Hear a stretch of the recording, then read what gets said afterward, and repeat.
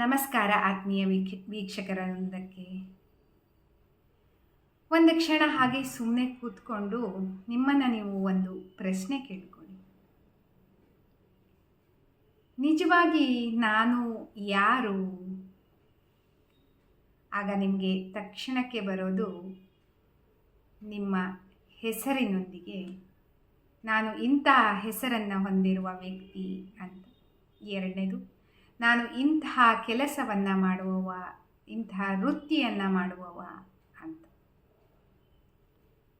ಮೂರನೇದು, ನಾನು ಇಂತಹ ಕುಟುಂಬಕ್ಕೆ ಸೇರಿದವ ಅಂತ, ಇಂತಹ ಕುಟುಂಬದ ಸದಸ್ಯ ಅಂತ. ಸ್ವಲ್ಪ ಯೋಚನೆ ಮಾಡಿ ನೋಡಿದಾಗ ನಾವೇನು ಈಗೆಲ್ಲ ಹೇಳಿದ್ವಲ್ಲ, ಅದು ನಮ್ಮ ಪಾತ್ರಗಳು ಅಂತ ಗೊತ್ತಾಗುತ್ತೆ. ಈ ಪಾತ್ರಗಳ ಹಿಂದಿರುವ ವ್ಯಕ್ತಿ ಯಾರು? ಈ ಪಾತ್ರಗಳನ್ನು ಧರಿಸಿರುವಂತಹ ನೀವು ಯಾರು ಅನ್ನೋ ಪ್ರಶ್ನೆ ಮತ್ತೆ ಬರಬೇಕು. ಕನ್ನಡಿ ಮುಂದೆ ನಾವು ನಿಂತ್ಕೊಂಡಾಗ ಕನ್ನಡಿ ನಮ್ಮ ಒಳಗಿನ ನಮ್ಮನ್ನು ಗುರುತಿಸೋದಿಲ್ಲ, ನಮ್ಮ ಮನಸ್ಸನ್ನು ಗುರುತಿಸೋದಿಲ್ಲ, ನಮ್ಮ ಹೊರಗಿನ ಶರೀರವನ್ನು ಮಾತ್ರ ಗೊತ್ತುಪಡಿಸುತ್ತೆ. ನಮ್ಮ ಮನಸ್ಸಿನಲ್ಲಿ ದಿವಸಕ್ಕೆ 60,000ಕ್ಕಿಂತ ಹೆಚ್ಚು ಆಲೋಚನೆಗಳು ಬರುತ್ತೆ ವೀಕ್ಷಕರೇ. ಈ ಎಲ್ಲ ಆಲೋಚನೆಗಳನ್ನು ಗಮನಿಸ್ತಾ ಇರುವ ಒಬ್ಬ ನಿಮ್ಮೊಳಗೆ ಇದ್ದಾನೆ. ಆಲೋಚನೆಗಳು, ಭಾವನೆಗಳು ಮತ್ತು ಪರಿಸ್ಥಿತಿಗಳು ಬದಲಾಗ್ತಾನೆ ಹೋಗುತ್ತೆ. ಇವತ್ತಿರುವಂತಹ ಆಲೋಚನೆಗಳು, ಪರಿಸ್ಥಿತಿಗಳು ನಾಳೆನೇ ಕಂಟಿನ್ಯೂ ಆಗಲ್ಲ, ನಾಳೆ ಮತ್ತೊಂದು ಬಂದಿರುತ್ತೆ.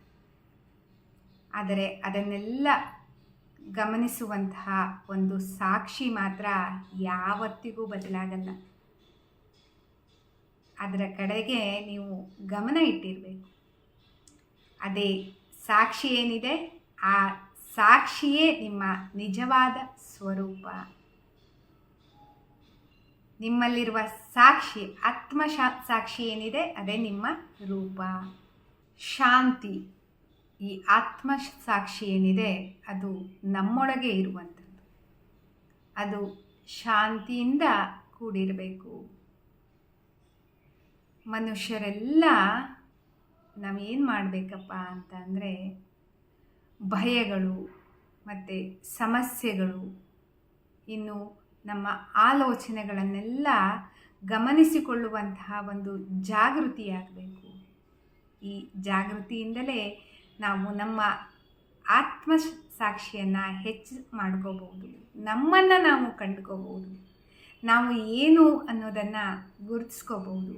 ಪಾತ್ರಗಳಿಂದ ನಮ್ಮನ್ನು ಗುರುತಿಸೋದಕ್ಕೆ ಸುಲಭ, ಆದರೆ ನಮ್ಮೊಳಗಿರುವ ನಮ್ಮನ್ನು ನಾವು ಜೀವನದಲ್ಲಿ ಗುರುತಿಸ್ಕೋಬೇಕು. ಈ ಜಾಗೃತಿ ಏನಿದೆ ಅದು ನಮ್ಮನ್ನು ಜೀವನದಲ್ಲಿ ಅತ್ಯಂತ ಮೇಲ್ಮಟ್ಟಕ್ಕೆ ತೆಗೆದುಕೊಂಡು ಹೋಗುತ್ತೆ. ನಮ್ಮೊಳಗಿನ ನಿಜವಾದ ನಾವೇನಿದ್ದೀವಿ ಅದು ಶಾಂತಿ, ಜ್ಞಾನ ಮತ್ತು ಆತ್ಮಶಕ್ತಿ.